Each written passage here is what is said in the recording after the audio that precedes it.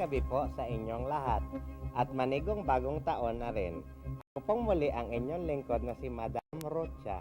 Narito po tayo ngayon upang ihayag ang mga dapat asahan ng ating mga mamamayan sa magaganap na parating na taong 2003.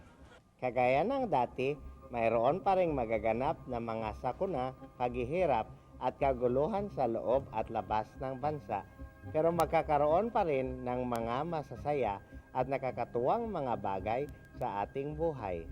Ayon sa kasabihan, habang may buhay, batuhin mo ng tinapay.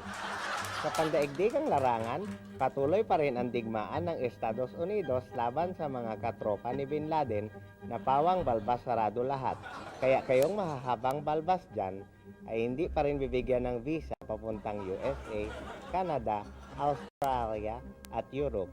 Kaya kung nais nyong makapunta sa mga bansang yon, pinapayuhan kayong mag-ahit ng balbas sa muka, ng balahibo sa binti, ng buhok sa kilikili, at maging buhok sa ilalim ng brief at panty nyo para makasiguro na hindi kayo masisita. Mangangati nga lang pagka ito ay tumutubo na.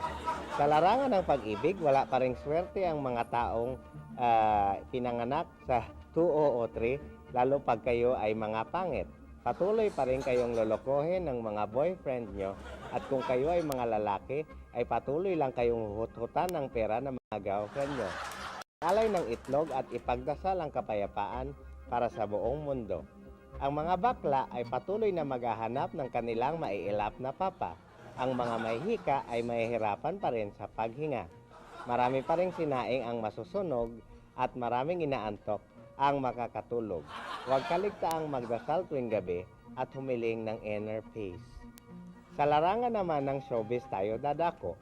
Merong isang artistang mabubuntis na ikagugulat ng buong sambayan ng tumatangkilik sa pelikulang Pilipino. Bagamat hindi na bago ang nabubuntis na artista, kay kinasalman ito o hindi, kakaiba ang mangyayaring pagbubuntis dahil ang magdadalang tao ay lalaki. Manganganak po si Chesa. Kung lalaki ang papangalan niya ay Dongdong at kung babae ay Dingding. Sa larangan naman ng ekonomiya, lalago po ang ekonomiya, walang kaduda-duda. Magugulat po ang buong mundo sa siglang ipapakita ng ekonomiya.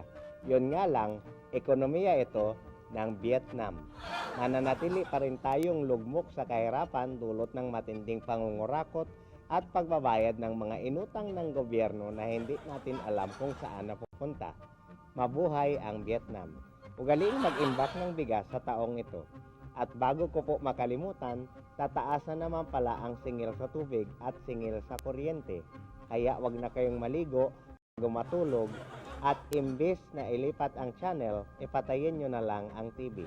Salamat at patnubayan tayo ng swerte sa taong 2003. Ito po ang inyong lingkod na si Madam Rocha.